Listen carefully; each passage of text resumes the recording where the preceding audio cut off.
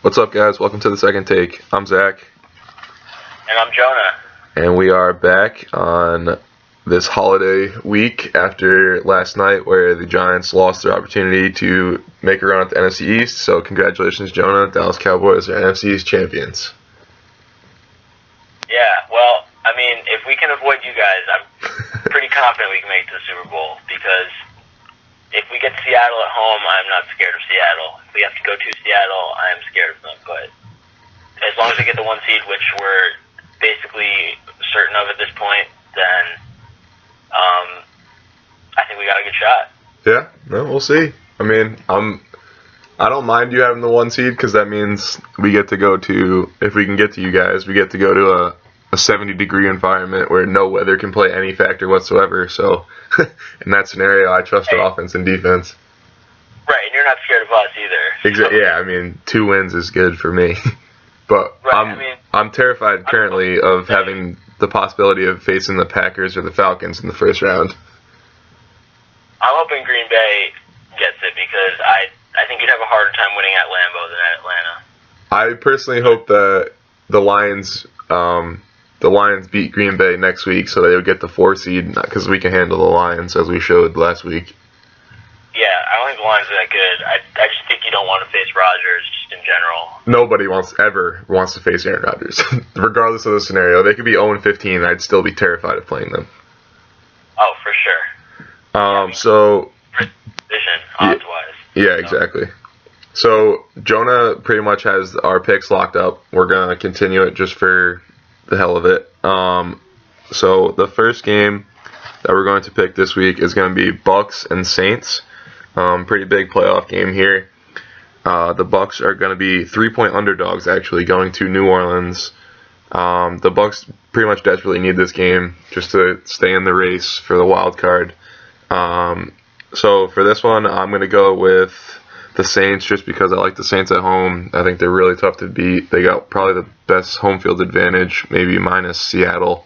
And from what I saw of the Bucks against the Cowboys, I jumped off the bandwagon pretty quick. Yeah, there's definitely a lot to that. I think I'm taking the Bucks here. I think they're overall a better team than the Saints are. I mean, I had a lot of bad things to say about the Saints at the start of the season, and they haven't all been true. Their defense has been better than I thought it would be. Their home field advantage is still holding up. But the Bucks looked good against the Saints last time they played them. I don't think they looked great against us last week, but I don't think that means they're a bad team. I think they ran into a pretty good team, and they need this game a lot more than the Saints do. So I definitely think the Saints could win it. I understand why they're favorites.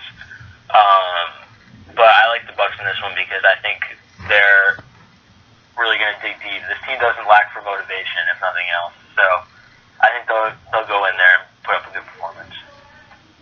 Yeah, regardless, it's going to be a good game. The Saints never quit, and they're also slightly fighting for Sean Payton's life. I don't really understand that whatsoever, but trade rumors, again, like last year, I think he's fantastic.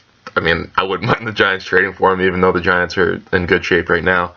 But one thing we forgot to mention is that most of these games are on Saturday, December 24th, so Christmas Eve, and then they're going to play 2 quote-unquote big games on Christmas Day, which starts with the Ravens-Steelers, a huge playoff game, division implications, pretty much however you want to say it, it's a big game. Pittsburgh is actually a 5.5-point favorite, which I think is pretty crazy. It's going to be a good one, I think. Steelers are looking really good, getting on track at the right time, kind of the exact way that the Packers are in the NFC. The Ravens, nobody, at least me in particular, has not really liked them this year. I think the Steelers are going to get this one. It's always close with the Ravens. They always put up a fight, just like they did against the Patriots, but I think the Steelers are just flat out better. Yeah, I'm going to take the Steelers too. I also think that spread's too high. The Steelers have been winning games lately, but something seems a little off with Roethlisberger. I mean, he's probably just playing hurt like he's done his whole career. Like, I'm not saying like he's like in decline or anything, or this is anything unusual, but it seems like there's something a little off with Roethlisberger. thing. I don't think their defense is that good, but I definitely like the Ravens more than you do, and I have this whole season. I thought they'd make the playoffs, but they pretty much have to win this game to make it, right? Because they're a game behind Miami, and yeah, they need this one desperately. Right. So I think they're going to put up a tough performance, but I think Joe Flacco is not an elite quarterback. Yes. I think they're going to have a hard time winning this game in Pittsburgh, so I'm going with the Steelers also. So the next one we have is Broncos and Chiefs. That's going to be the 8:30 game on Christmas Day. Chiefs coming in at 10-4. Broncos at 8-6. Broncos in desperate need of a win. Have an incredibly tough last 3 games. They've already dropped the one to the Patriots. Now have to go to Arrowhead, and then next week have Oakland. And they're fighting like crazy for their playoff lives as well. Same boat as the Ravens, 8-6. Need to try to catch Miami because they can't get the division. Well, technically they can, but they're not going to get the division. And yeah, Trevor Siemian's looked horrible recently. Their offense is not good. I heard they had a fight in the locker room between offense and defense after the Patriots game because defense is frustrated. They can't score any points. And this is an Arrowhead, so everything points to the Chiefs. Big. So you're taking KC? Yeah. Yeah, I'm also going to take KC. I do not think that the Broncos are really an above-average football team. I think their defense is really good. I think their offense is pretty bad. Their quarterback has been fine. I mean, Simeon has done okay in their experiment with, like, we can put anyone at quarterback and we'll be fine. Like, that was pretty much their experiment this season. He's a hell of a lot cheaper than somebody in Houston that's sitting on a bench right now. Right. I mean, I don't think they're kicking themselves for starting Simeon, but I think you have a hard time winning a lot of games with him as your quarterback when you also really don't have a running game, which is their biggest weakness. So I think in a cold weather game in Kansas City without a good running game, I think they're going to have a hard time winning. I know this game was close the last time around, but that was in Denver. The Broncos were looking better at the time than they are now. So I'm going with Kansas City as well. Yeah, Kansas City's about a 10-point better team at home. It's almost not even. They're not even similar teams between home and on the road. So it's very hard to go into KC and win a game. Yeah, exactly. So the last one we're going to go with is Lions and Cowboys Monday night. This is Dallas's chance to lock up the number 1 seed, even though Jonah said it's pretty much a foregone conclusion. This will make it official. The Lions, another team fighting for their playoff lives. It's kind of funny in my opinion, this game, because last night Dallas was rooting for Philly to beat the Giants. Now, Monday night, the Giants are going to be rooting for Dallas to beat the Lions because that would clinch the playoffs for the Giants, which the Giants' loss also clinched the NFC East for the Cowboys. So that's a weird scenario, but I think Dallas is going to get this one. The Lions don't have anything of the 3 things that Jonah and I have said are the way to beat Dallas, other than Matt Stafford, who can do pretty much anything. But not a very high-powered offense, not a good defensive line, and not a good secondary, and that's not a good recipe. I think Dallas is going to possess the ball for like a good 70% of this game and just absolutely take the will away from Detroit. Yeah, I think just like in a vacuum, like without accounting for who the opponent is, the Cowboys could conceivably lose this type of game. Like it doesn't mean a whole lot for them. With the Giants' loss, it doesn't mean a whole lot. They haven't looked as good lately as they did at the start of the year, although they looked pretty good last week against Tampa. Like they played better than that score was. But I think that this is a game that in theory they could lose, but I don't think the Lions are good. Like I think their record makes them look a lot better than they are. They've had a ton of close, like fluky type wins. So I think they're pretty soft 9-5. I know the Lions need this game a lot more than the Cowboys, but like you said, I don't think they have any of the ingredients that you need to really beat this Cowboys team, and so I'm going with the Cowboys as well.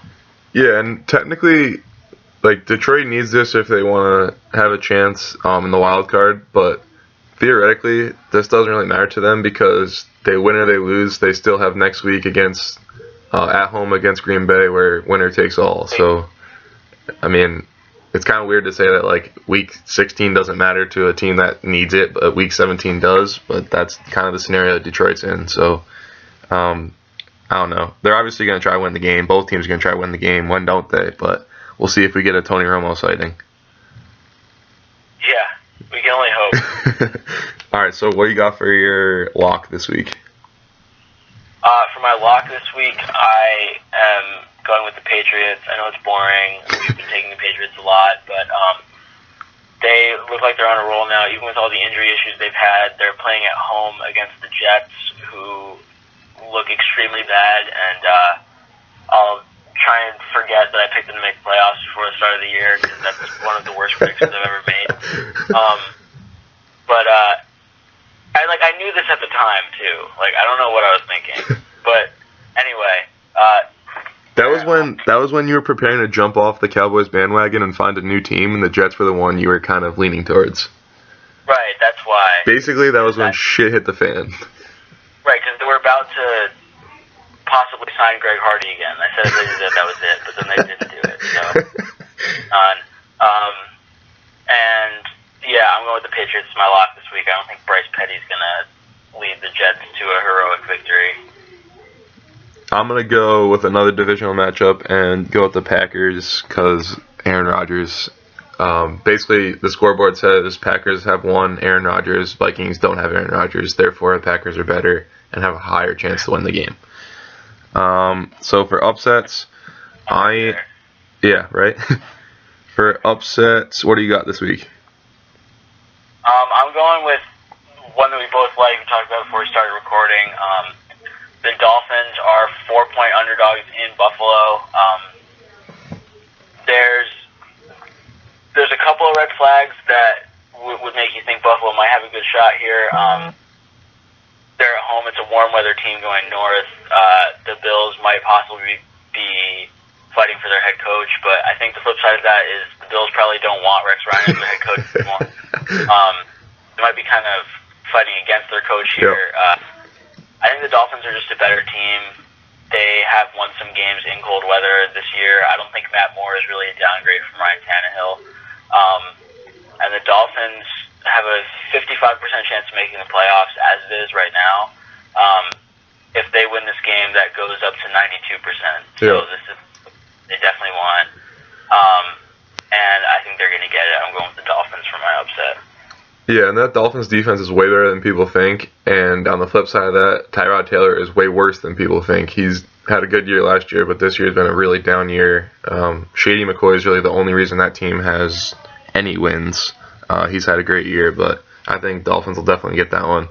Just to be different, I'm going to go with the 49ers over the Rams. Somehow LA is a 5-point favorite in this game. Apparently nobody has told Vegas that the Rams are really bad. Jared Goff's also coming off a concussion, so we'll see how that happens. But secretly, on a 1-13 team, Colin Kaepernick has actually been like pretty good. At least fantasy-wise, he was like a top 5 quarterback for the last 6 weeks or something like that. So he's been good. Like their offense has been working. They just don't have a defense, which is usually the opposite for 49ers. So they're in a weird scenario here. But I think the 49ers can get this one. What'd you say? I said it's a Chip Kelly team, so it's not that weird. Right, it's true. But, like, it seems like all the 49ers defensive players have either retired or just quit the league in the last couple of years, so.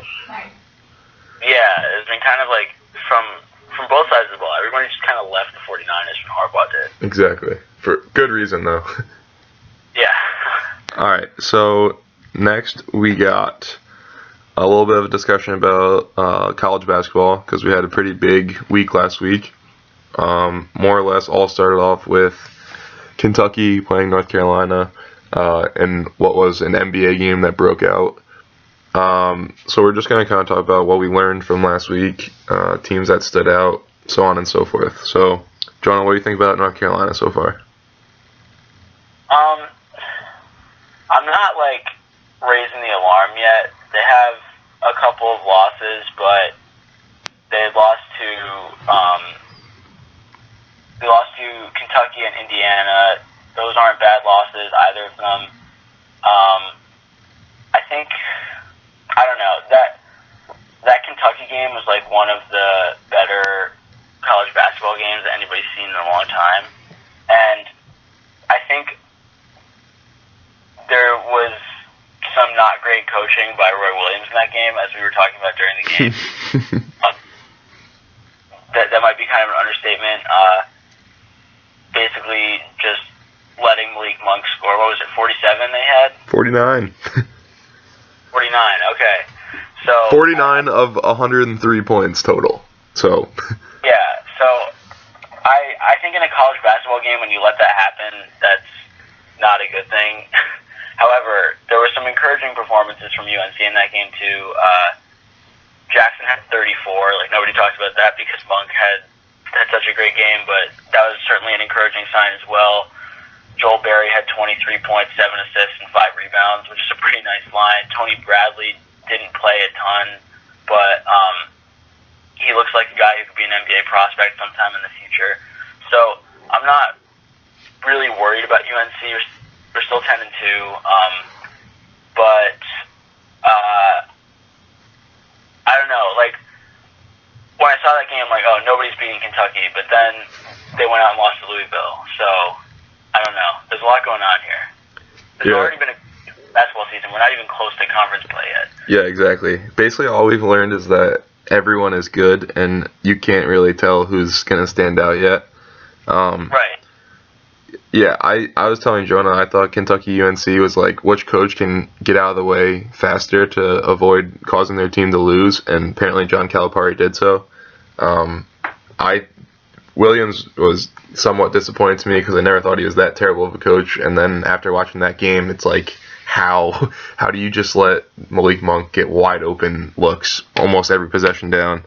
Well, he was going to zone at like the worst time. Exactly, yeah. Malik Monk gets red hot and then goes to a 2-3. UNC goes to a 2-3 zone and he just shoots him out of it.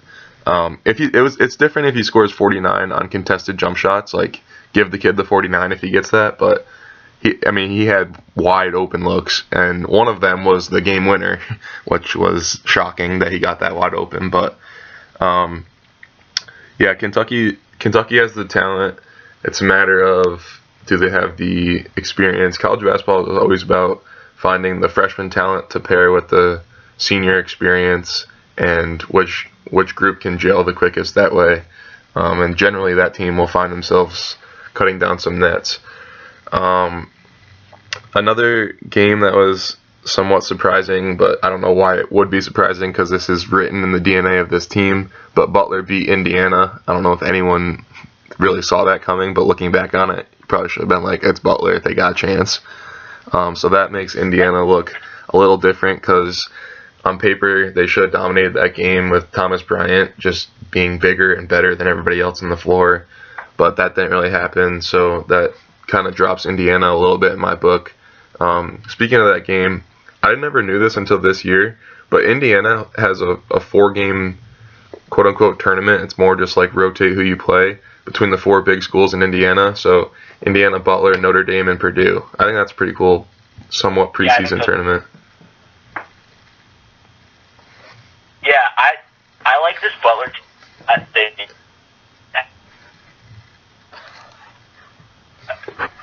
Not a great, but they have wins over Indiana, Cincinnati, and Arizona, all ranked wins. So I think the Big East is going to be competitive this year. Like, you got Villanova, who everyone assumes will win it, and they're probably the best overall team. But you got Butler and Xavier in there. Creighton. So I think it should be an interesting year in the Big East. Yeah, what you were saying about that thing they do in Indiana where they all play each other, I was watching the Purdue-Notre Dame game, and both of those teams look pretty good too.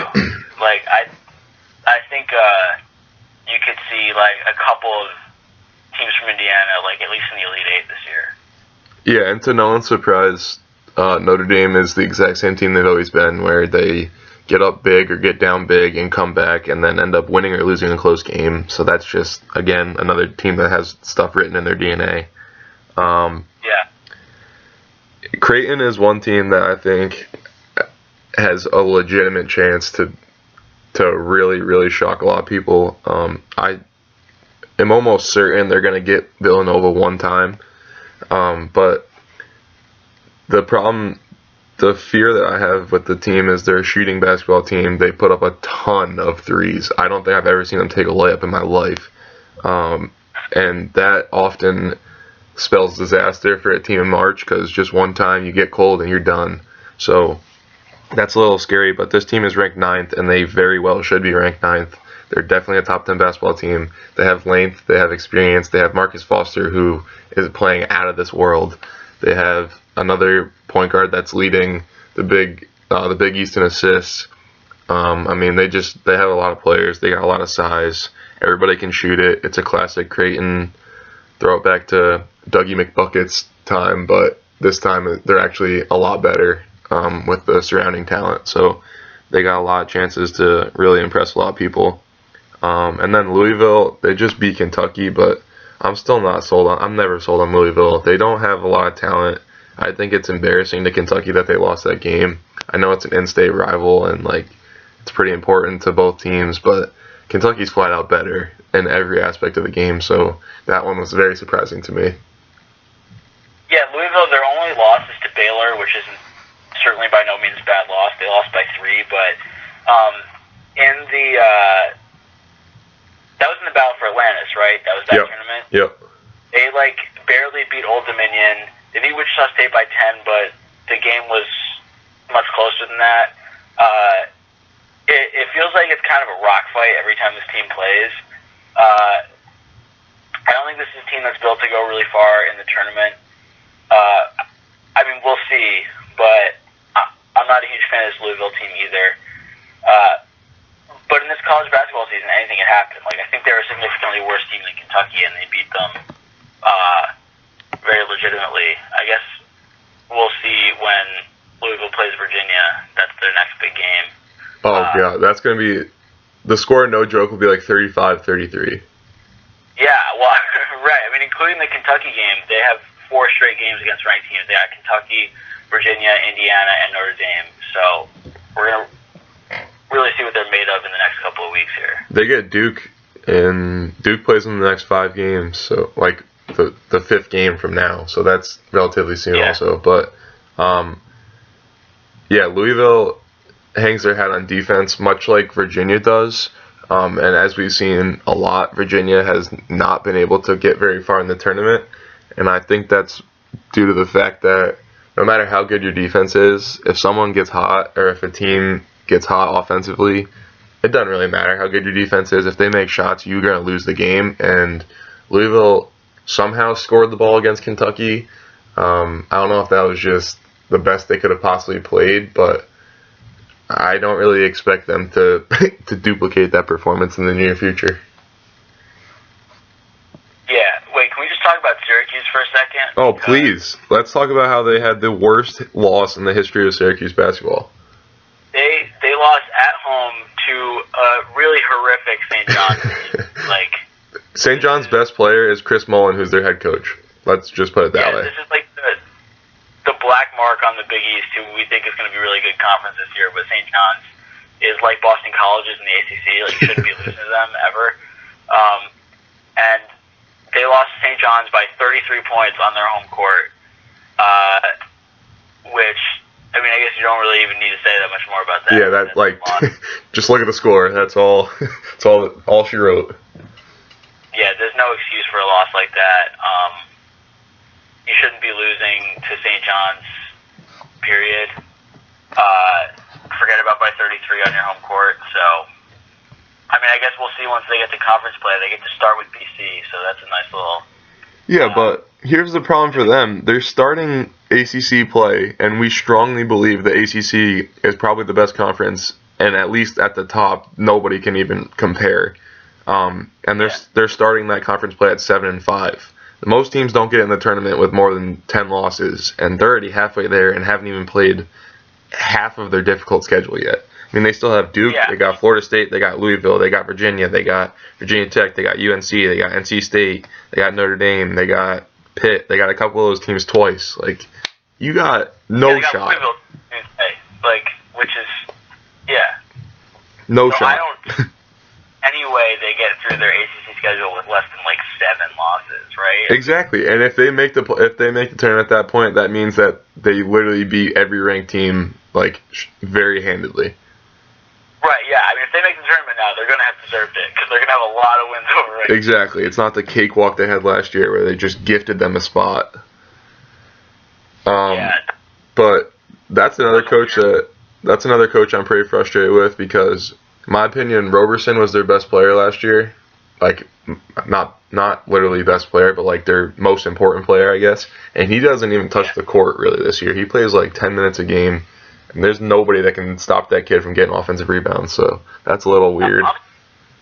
Because in the tournament last year, Roberson was like, I mean, you didn't even see that much Tyler Lydon in the tournament games. It was all Malachi Richardson and Tyler Roberson. Exactly. And Michael Gabenege, who's not there anymore. But Roberson's the only returning one of those 3 guys, and you barely see him. It's all about Lydon, who is certainly good, but they put too much on him, I think, and like DeJuan Coleman's not that good. Yeah, you could very easily take out Coleman and put Roberson in his spot, and it's much the same team, but probably a little bit better.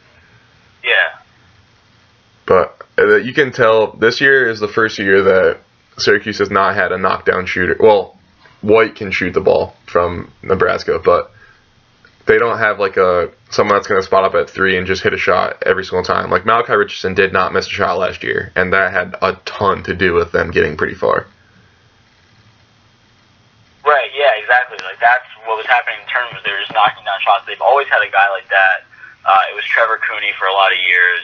Yeah, except he decided to stop hitting the net and started hitting the backboard, so that's when they lost a lot there.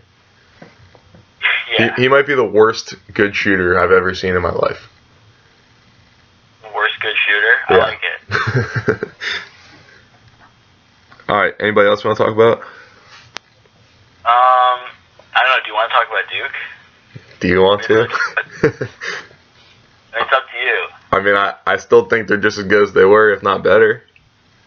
Yeah, I mean, you were saying they always, like, have trouble around the holiday season for whatever reason. Yeah, it's so frustrating. They played, Tennessee State, what was it? Like 3 days ago, or 2 days ago, something like that. But prior to that, they had like 11 days off before their last game. And that happens every holiday season, and they struggle every single time. They'll always be like losing at halftime or having to fight back, and it's always at home, so it like makes you nervous. But then they also struggle against Elon. Grayson Allen obviously had a tripping incident, and then started freaking out, and that took a lot of attention away from the game, the team. So Lord only knows. But if this was any coach but Coach K, I would say that Grayson Allen incident would probably tear this team apart. Being that it's Coach K, I say that they will now probably become even stronger and scarier than ever before just because of how good of a coach and motivator and every other good word that you can use about him. Harry Giles scored his first point. Jason Tatum looks like he's going to be absolutely phenomenal.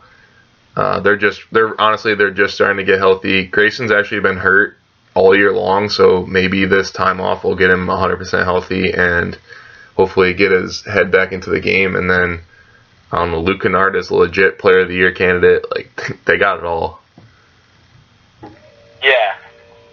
Yeah, for sure. I mean, I'll believe that this stuff hurts this team when I see it happen. You know? Yeah. Like, if it was Kentucky, I'd say, like, yeah, they're done. Like, no chance. Calipari is just going to ruin it. But, like, with Coach K, I just think it's almost unfair. Yeah, I know what you mean. All right, so one more thing about college we're going to talk about. Not basketball this time. We're going to switch it over to football before we end with some quick NBA Christmas Day discussions. But so we've recently gotten onto this trend where star college football players will opt out of playing in their team's bowl game if it doesn't mean something, which means if they're not in the top 4, or I guess the Rose Bowl, something like that. They will opt out of their game and basically just start training for the NFL draft, NFL combine, and all their workouts and all that stuff. So we've seen this so far with Leonard Fournette opting out of LSU. Really has, in my opinion, the kid barely played for LSU. I don't really ever recall him playing like a meaningful game for LSU unless it was against Alabama, and he got embarrassed both times. Christian McCaffrey which was surprising to me because he doesn't seem like the kind of kid that would do that. So I don't know what's going on there, but he opted out. And then Shock Linwood also just opted out of Baylor's game a couple of days ago. So these are 3 running backs, obviously. Running back is a short shelf life, no surprise. Most of this is due to Jalen Smith getting hurt last year. Definitely top 5 draft pick, possibly number 1 draft pick. Cowboy. Yeah, but may never play again, as Jerry Jones said in his press conference. That it looks like he may not ever play for Dallas, and he may not ever play in the NFL. So it's there's still a lot to be said with him. But you guys took him in the 2nd round? Yeah, that was a little too high. Like ahead of Miles Jack. I was stunned about that. But I mean, he's definitely talented. Right. I mean, our draft class gets an A no matter what because we got like our quarterback and running back of the future in the same draft, which you just don't often get to say. But the Jalen Smith pick was a little weird.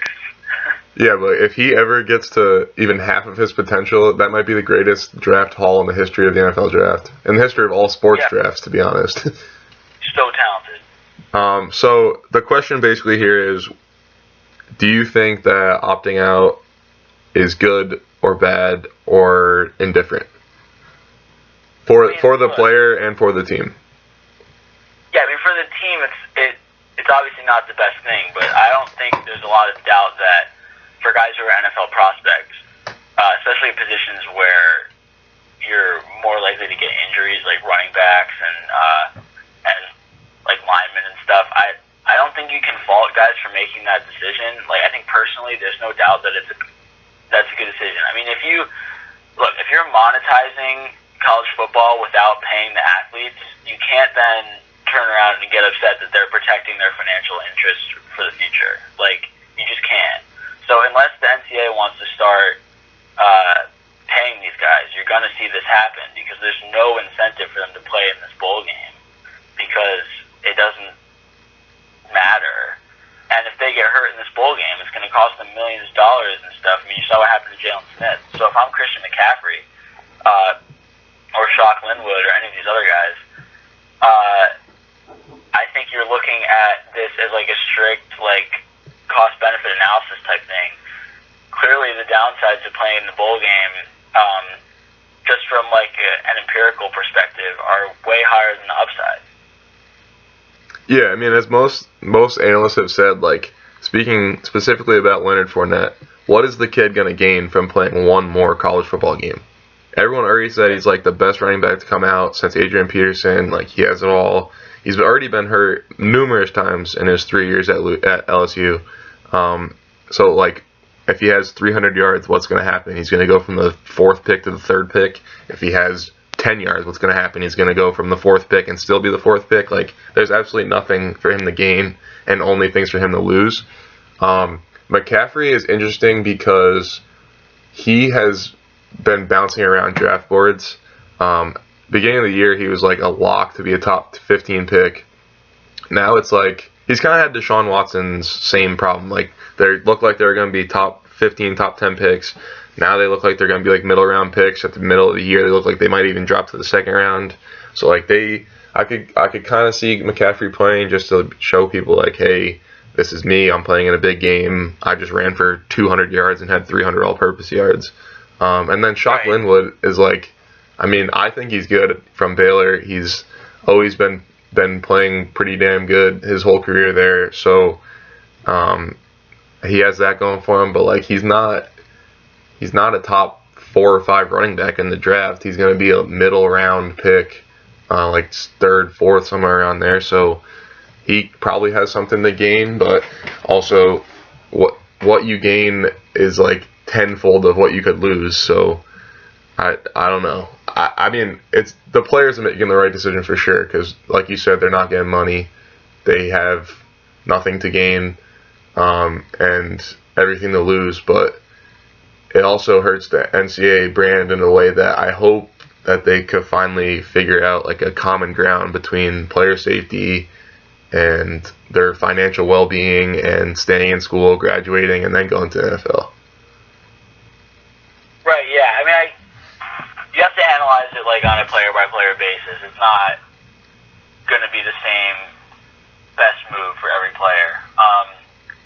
But I just think, like, if you're the NCAA, you can't be complaining about stuff like this. Like, you set up the incentive structure where stuff like this can happen. So, I don't know. I mean, you can't force these guys to play in these games. Yeah, exactly. What are they gonna get out of it? But yeah, I mean, it's gonna be interesting to see if it's like if a non-running back decides to do that, because running back, like we said, has such a short shelf life that they don't have a lot of snaps left in them anyway. So what about like a wide receiver or skill position like that, where they generally can have a longer career, or quarterback or something like that? Right, exactly. And quarterbacks specifically have, I think, just as much to lose, because if they play a bad game, it's very obvious, and like that could drop a draft stock pretty quickly. As we saw with Deshaun Watson, he had a rough patch in the middle of the season, and now he's like the third or fourth best quarterback in the draft by most people's standards. What do you think of this quarterback class? I think it has good backups and like a potential superstar in Deshaun Watson, but other than that, I don't think there's any definite starter talent. I don't like Trubisky at all. Kaiser. Yeah, I was looking at this, and like most of them have Trubisky as the first quarterback taken, And then Kaiser as the second. Either him or Kaiser usually. Kaiser is like a Cam Newton type body, not as muscular, like a little bit more lanky, but that size and quickness, and that's most of his draft stock is just based on his body and potential. I still think Deshaun Watson, you know exactly what I think about Deshaun Watson. I still think he's one of the best players in the draft. And I definitely think he's the best quarterback available. He has the experience, he has the big games that he's played in, he has the potential, he literally has every single thing you could want. He has athleticism, he's been healthy. And then Luke Falk is a guy I think is outstanding.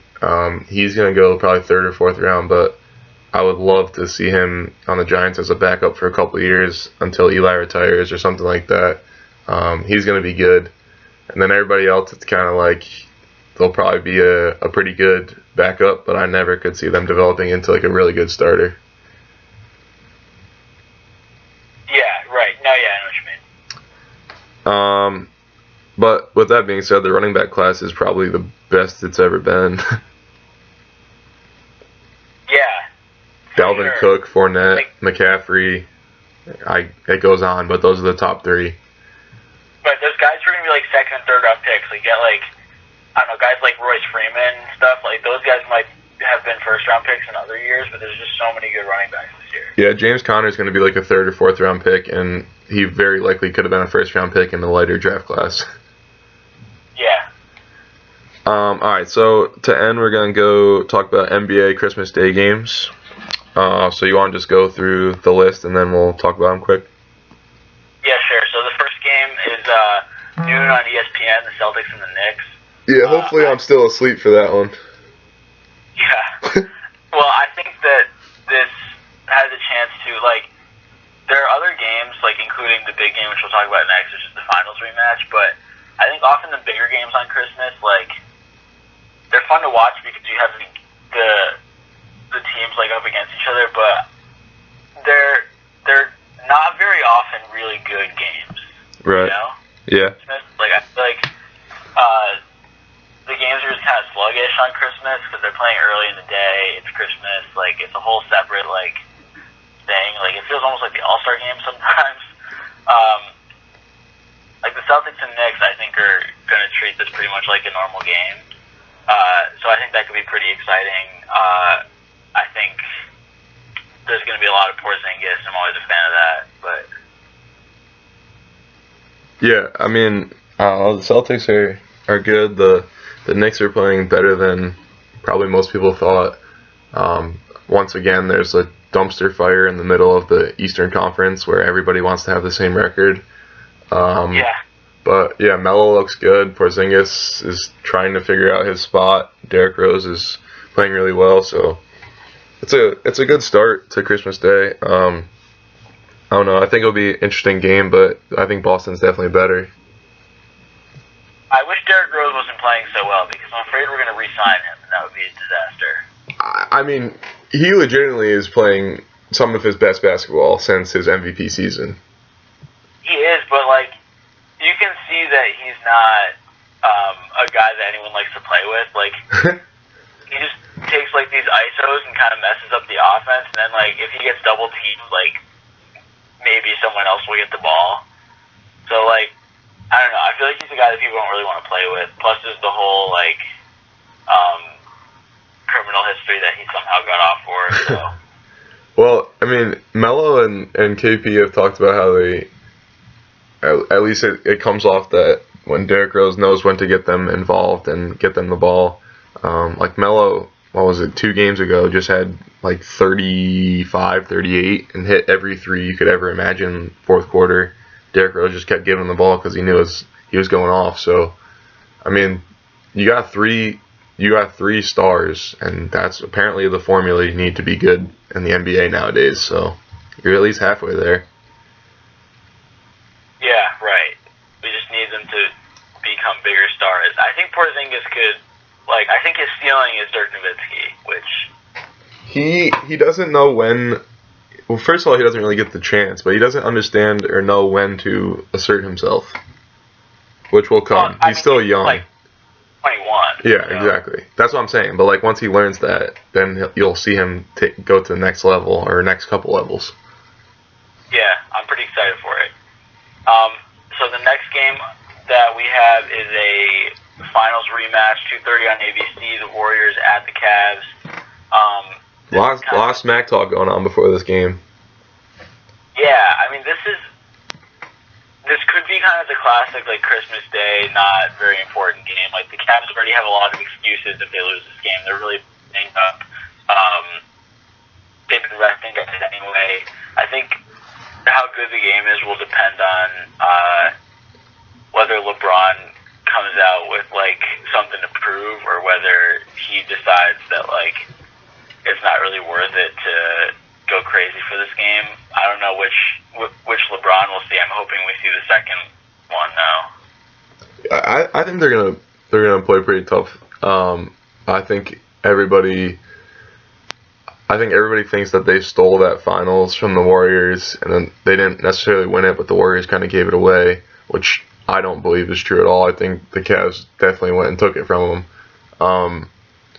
And I think the Warriors are wanting to show that they're not a joke either, and that they definitely deserve the best overall team status. And I mean, Draymond Green's going to bring it, which means the rest of the Warriors are going to have to bring it because he's going to say a lot of words if they don't. And then Shumpert has been talking a whole lot of crap, so I'm sure he's going to bring it, and LeBron will back him up. I guarantee it. So I think it's going to be a good one. I think the Warriors are just flat out better, but I think it's going to be a really fun game to watch. At least I hope so. Yeah, just having all those guys in the court will be pretty cool. Yeah, and this is the first time we get to see LeBron against Kevin Durant on the Warriors, so I'm really looking forward to that. Yeah, for sure. Then we got 5 o'clock on ABC. We got the Bulls at the Spurs. That should be, I don't know, it should be fairly interesting. The Bulls are, like, an interesting team, but they're not that fun to watch in general. They're only at 14-14. That's their record right now. They, on some nights, look like one of the better teams, and on some nights, they look completely disoriented, and they look like the pieces don't fit at all. So I'm guessing we'll get more of the second type in San Antonio, because it's really hard to go into San Antonio and win. But yeah, I don't know. I think Rondo might not be such a good fit on this team. Yeah, they're already looking to move him. Right. I don't know. He's already causing problems. I think it's pretty predictable that he'd clash with Wade at least, and Wade's obviously staying before Rondo is, so. Yeah, I mean, they've been talking about trying to get Dragic from Miami in like a 3-team deal, move Rondo to, I want to say Milwaukee or somewhere else, but yeah, they're looking at moving him at least. This game is definitely a good game, but it's kind of unfair to them that they have to follow the Warriors and Cavs because, like, the difference in play style, it just makes this game infinitely more boring. We're going to, like, during this game. Yeah. But the Bulls, Dwayne Wade has continued his resurgence from last year. He looks like not the young D Wade, but a better version of the old D Wade. Right. And Jimmy Butler and him have been getting along pretty well. It seems like they're meshing, so the team is better than most people thought it was going to be. Even at 14-14, that's still in decent playoff position with the way that the East works out. So that's good. And then the Spurs are the Spurs. Like, there's nothing changes with them from year to year. They're always the same consistent, good basketball team. As Pop says, they get paid well enough, so they better be ready to play. They'll always be ready to play. Tough loss last night to the Clippers, but still a good team. And I think the Spurs will definitely win that game, in my opinion. But we'll see, it'll at least be fun to watch. Yeah, for sure. Then 8 o'clock on ESPN, we got Minnesota at OKC. This game, I think, looked a lot better at the start of the season than it looks now, with the way Minnesota's been playing. They definitely have the potential. In some games, you see flashes of it, but I think they're at 9-19 right now. I think Tibbs probably needs a couple years to really get his system implemented, and it's a little bit difficult because these guys played under Sam Mitchell last year. It wasn't exactly a complicated scheme, and so I think they're struggling to adjust to what Tibbs wants them to do. But I don't know. I think Oklahoma City should win this game. I don't think it should be that close. I think Minnesota's a couple years away, but I will still be predicting them to make the playoffs every single year until it happens. Yeah, I mean, it's a fun, up-tempo, hectic kind of game that people will enjoy watching. Getting to see the young guns of Minnesota against Russ. So I think it'll be fun in that aspect, but usually we have the cream of the crop play on Christmas Day, and it doesn't really feel like that this year, other than the Warriors-Cavs matchup.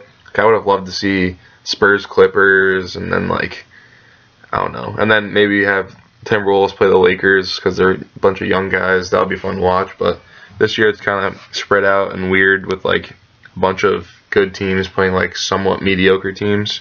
So this is another example of that, since the T-Wolves have struggled so far. But Karl Anthony Towns, Andrew Wiggins, Russell Westbrook on Christmas Day, you can't really beat that. Yeah. So the last game, as you just mentioned, is the Clippers and the Lakers. That one also looked a lot better a little bit ago when the Lakers were looking more frisky.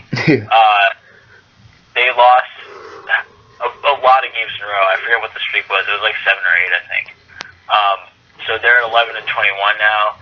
But this team definitely showed flashes at the beginning of the year of what could potentially in the future be a good team. I think they'll probably get up for the game against the Clippers. So I think it should be an interesting game. The game's technically at the Lakers, so it'll be Lakers, the holders there, Lakers court, etc.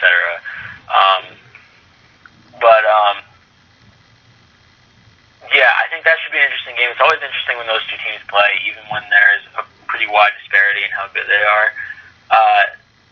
This Clippers team, in general, I can't really decide what I think of them. I think it's possible Blake Griffin's he's done. Is kind of closing because he just keeps on having injury issues. It kind of reminds me of what happened to Amari Stoudemire. He was completely unstoppable for us early in his career. It was we're no defense is ever going to be able to stop this guy, and then his body just sort of broke down and he wasn't the same. I'm thinking we might kind of be seeing a similar situation, unfortunately, with Blake Griffin. And this team's ceiling without Blake Griffin at 100% is a lot lower, but if they can get Blake Griffin up for a playoff run at least one more time, they have as good a chance at beating Golden State as anybody does. So I think it should be a pretty interesting matchup, even though I think the Clippers are a lot better. Yeah, it's a weird team with the amount of talent they have and the way that they end the season every year, it never really coincides with the way you think it's supposed to. I've heard that Chris Paul is pretty much ready to get out in free agency. Blake, it just looks like his time there might be coming to an end, which would leave, I don't know what, JJ Redick as their best player, Jamal Crawford, who's older than dirt. Right. I mean, DeAndre Jordan's not a good player when you don't have a good point guard that can get him the ball and make things happen for him. So the fact that he would be your probably by quote unquote best player by other people's standards, I don't know that would be good for that team. They would probably instantly drop down to looking outside the playoffs. But the Lakers team, I think they definitely found their coach. Luke Walton seems like he's actually a pretty good basketball coach, especially with the young talent. Brandon Ingram will get better. D'Angelo Russell is definitely going to be really good. Julius Randle looks awesome. Lou Williams still scores like 50 a game somehow. So I mean, they got a lot of pieces. They got a lot of talent, and they're only going to get better because if they're bad this year, they get another good draft pick, and suddenly you start to stock up a bunch of top 5 players. So they're going to be good. It'll be a good game. The battle for LA is always a good one. And I hate that's at 10:30, but good way to end Christmas, I guess. Yep. So is that it? Yeah, that'll do it. So we'll be back next week. Dallas will probably have the home field wrapped up, so Jonah will be in even better mood. I didn't even know that was possible, but we'll see you back next week, and thanks for listening.